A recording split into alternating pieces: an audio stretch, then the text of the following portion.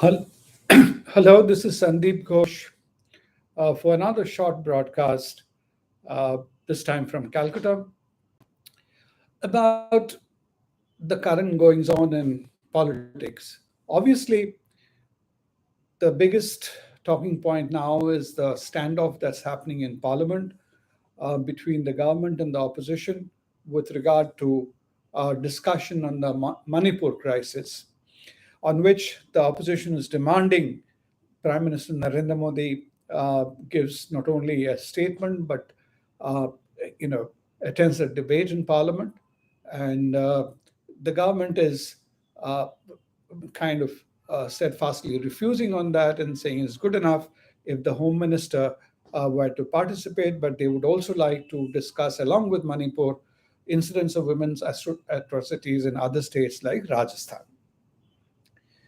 Now, there is absolutely no denying that Manipur cannot be compared with the other states, and Manipur certainly deserves discussion in Parliament. But the point is whether the terms of engagement due to which the standoff is happening is justified. Uh, in the normal course, I have said in some other fora on Twitter as well as in articles, I think the government's communication strategy with regard to Manipur has been, like many things else, quite faulty or at least difficult to understand, even for you know uh, supporters of the Modi government like myself. First of all, if there was an alternative story, alternative narrative to what's happening in Manipur, from what is being perceived or what is being propagated through various channels of social media, as well as in stray reports on mainstream media, and certainly the grapevine, the government ought to have taken a more proactive steps in sort of containing those narratives, or at least providing the alternative standpoint. Like today, they're talking about influences from across the border, the narco war, and the rest of it. But there was absolute total silence, which allowed these counter narratives to have build up over a period of time, which puts the government, at least in public perception, on the back foot. And now that there is more openness to allowing media to get into Manipur, obviously this is getting amplified. You're having some very, very dramatic yeah, coverages with a great deal of histrionics, even from the media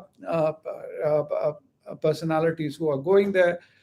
So overall, I don't think the government is coming across in very good light. But at the same time, when we look at the opposition, it is very clear that the opposition wants to make a political issue out of it, make this a political, they see this as a great opportunity to embarrass, corner the Narendra Modi government. And they see this probably as a stepping stone to the 2024 election. And this is something else which will give further steam to their movement. And they are really kind of smelling blood and trying to pounce on this. Now, both, I think the sad part of this really is the lack of statesmanship in today's Indian politics. Manipur is too sensitive an issue, and certainly the opposition realizes that it is not just mere an ethnic strife. There are various, not only layers, various dimensions, angles, various. A very, very complicated situation, and it's, as it's been pointed out, this is not the first time Manipur, there has been a crisis. There was a 180 days blockade even earlier, and we know that that entire geography, that particular area, which is the borders are very, very nebulous, porous, and there are so many elements working, makes that a very, very sensitive area to deal with strategically, and and on a security wise, it can have long term uh, implications. But here again, I would tend to question the Narendra Modi government, that did they genuinely try to take the opposition into confidence in what was happening from the beginning?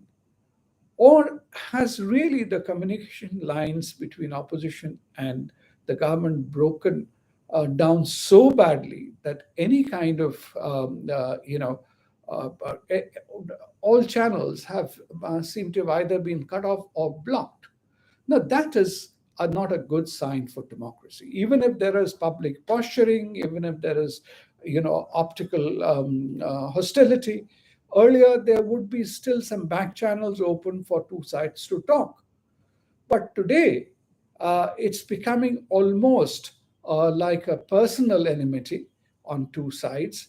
And it is compounded by a sense today, which the opposition seem to have got, that, okay, now BJP is vulnerable and they must go for the kill. And therefore, there is no turning back. And let's, precipitate matters to the hilt, and they are therefore also trying to uh, you know drum up support from all quarters, both internally and international media, uh, which ultimately doesn't really reflect well on India. And even if it uh, you know uh, uh, serves some short-term political objectives, I don't think in the long term it is good for the country. One last unrelated point, the other news coming in, that there are some rumors in Karnataka about some threat to the Siddaramaiah government. There were talks about whether his deputy, D.K. Shivkumar, could be behind it, but Shivkumar has tried to deflect it to a conspiracy theory directed at the Janata Dal Secular, where there was a meeting between the Prime Minister and Mr. Devegowda's son, and there have been some comments. And uh, as I say, there is no smoke without fire. There may be the rumblings, whether something comes out of that or not. There must be some basis to these speculations, whether something is happening, and that, again, to me personally, is a bit of a worrying trait. After seeing what has happened in Maharashtra, though that itself is, still, I think, an enigma.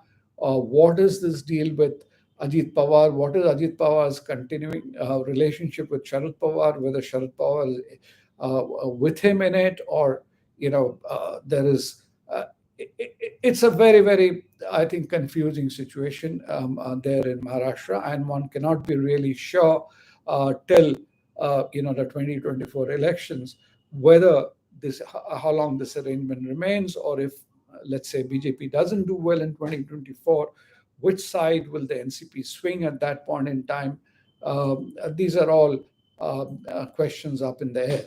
Similarly, one doesn't know what's going to happen in Karnataka, but if this is the trend, that BJP may like to engineer, or the entire political metrics, given the situation they know, which is they will find it difficult to get the same number of seats as they had got earlier, just on their own, as things go today.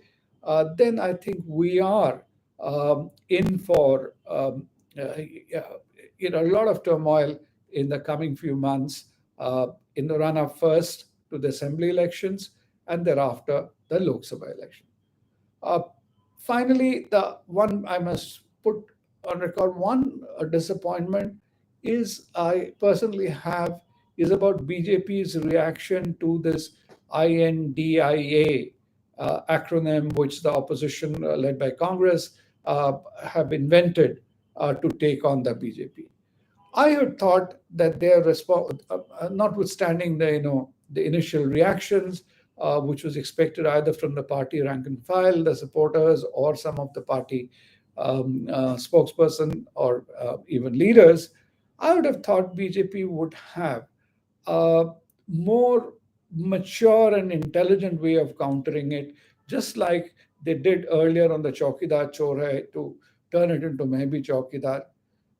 This playing around from India and Bharat, or even talking about you know, today's statements of Narendra Modi, which have got again articulated that there is the word India and the East India Company or Indian Mujahideens or PFI, all of that.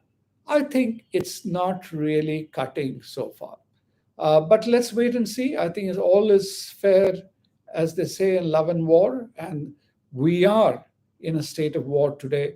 And I guess uh, some of this is inevitable and unavoidable. So let's keep a watch. We'll keep chatting. I'll keep coming back to you with my little observations. Thank you very much for watching. This is Sandeep Ghosh signing off from the Ghosh Spot.